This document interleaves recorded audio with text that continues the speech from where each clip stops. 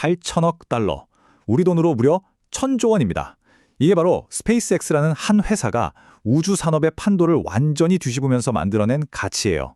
자, 오늘 이 거대한 혁명, 그 비밀을 한번 파헤쳐 보시죠. 아니, 도대체 어떻게 이게 가능했을까요? 어떻게 민간 기업 하나가 수십 년 동안 국가들이 주도해온 우주 경쟁의 규칙을 완전히 새로 쓸 수 있었을까요? 그 비밀의 핵심이 바로 여기에 있습니다. 숫자 90%.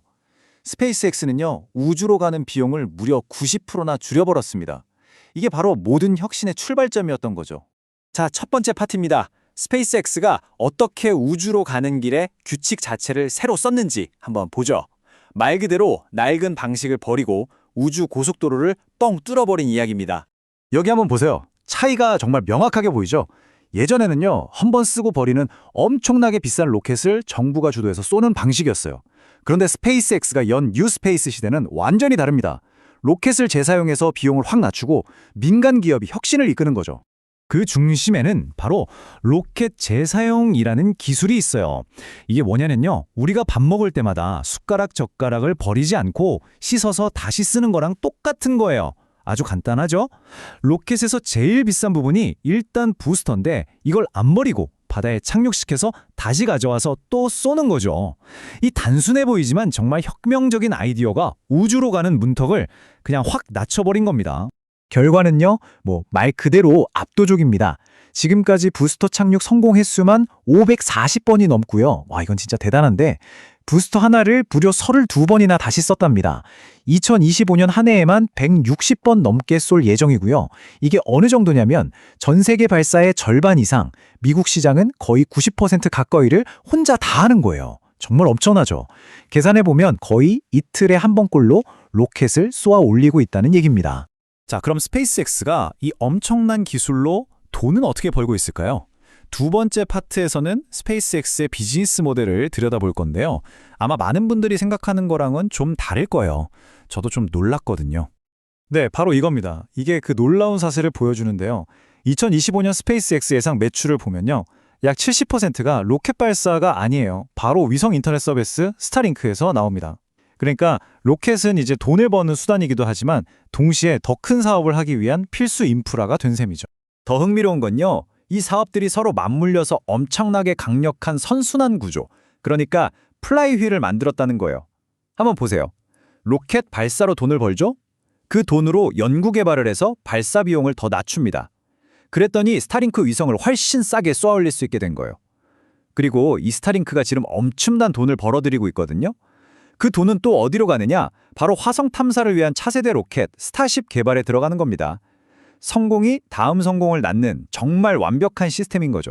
바로 여기서 스페이스X의 진짜 야망이 드러나는 겁니다. 그냥 로켓 쏘고 인터넷 서비스 파는 회사가 아니라 미래 우주 경제에 없어서는 안 될 핵심 인프라가 되겠다는 거예요. 비유하자면 클라우드 시장의 아마존 웹 서비스, AWS 같은 그런 존재가 되려는 거죠. 자, 그럼 세 번째 파트입니다. 스페이스X가 꿈꾸는 미래는 과연 어떤 모습일까요? 정말 세상을 바꿀 만한 거대한 프로젝트들을 한번 살펴보겠습니다. 그 미래의 중심에는 바로 이 스타쉽이 있습니다. 이 그래프 한번 보시죠. 지금 주력으로 쓰는 팰컨 9 로켓이 한 번에 22.8톤을 실어 나르거든요. 그런데 스타쉽은요, 최대 200톤까지 가능해요. 거의 10배 차이죠. 이건 그냥 로켓이 커지는 수준이 아니에요. 말 그대로 우주에서 할 수 있는 일의 종류와 규모 자체를 완전히 바꿔버리는 진짜 게임 체인저인 겁니다. 시장이 바로 이 스타쉽의 잠재력에 엄청난 기대를 걸고 있는 거죠. 그래서 2026년에 IPO, 그러니까 기업 공개를 계획하고 있는데 목표 기업 가치가 무려 1조 5천억 달러예요. 우리 돈으로 하면 약 2천조 원입니다. 정말 상상하기 힘든 숫자죠. 만약 이 막대한 돈과 스타쉽이 현실이 되면 과연 어떤 세상이 열릴까요?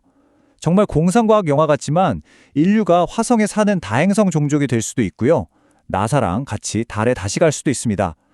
또 전 세계 어디서든 스마트폰이 위성이랑 바로 연결되고 심지어 우주에 거대한 AI 데이터 센터를 짓는 것까지도 가능해질 수 있다는 겁니다. 하지만 뭐든 그렇듯이 이렇게 위대한 여정에는 항상 큰 위험이 따르기 마련이죠. 자, 마지막 파트입니다. 이 8천억 달러짜리 거인을 한순간에 추락시킬 수도 있는 그런 궁극적인 도전 과제는 뭐가 있을지 한번 균형 있게 살펴보겠습니다. 스페이스X 앞에 놓인 리스크, 크게 4가지로 정리해 볼 수 있습니다. 첫째는 기술 문제. 스타쉽 개발이 계속 늦어지거나 최악의 경우 폭발 같은 실패가 있을 수 있죠. 둘째는 규제. 미 연방항공청 FAA와의 갈등 때문에 발사 허가가 안 나서 발이 묶일 수도 있어요. 셋째는 경쟁이죠. 제프 베조스의 블루 오리진이나 중국이 정말 무섭게 쫓아오고 있습니다. 그리고 마지막, 아마 많은 분들이 생각하실 텐데요. 모든 게 단 한 사람, 바로 일론 머스크에게 너무 집중되어 있다는 리더십 리스크입니다. 경쟁 상황을 좀 더 자세히 볼까요? 물론 지금은 스페이스X가 압도적인 시장 지배자인 건 맞아요. 하지만 블루 오리진이 곧 뉴 글렌이라는 대형 로켓을 내놓을 예정이고요.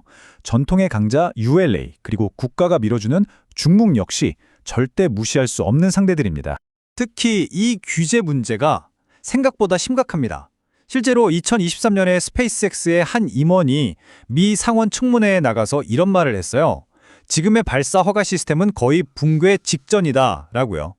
혁신의 속도를 제도가 전혀 따라가지 못하고 있다는 아주 강력한 경고인 셈이죠. 결국 스페이스X의 이야기는 이 하나의 질문으로 모아집니다. 인류의 미래를 바꿀 이 혁신적인 로켓, 스타쉽. 과연 모든 도전을 이겨내고 새로운 세계의 문을 활짝 열까요? 아니면 수많은 난관에 부딪혀서 결국 지구에 발이 묶이고 말까요? 어쩌면 그 결과가 바로 우리 시대, 그리고 우리 미래의 모습을 결정하게 될지도 모르겠습니다.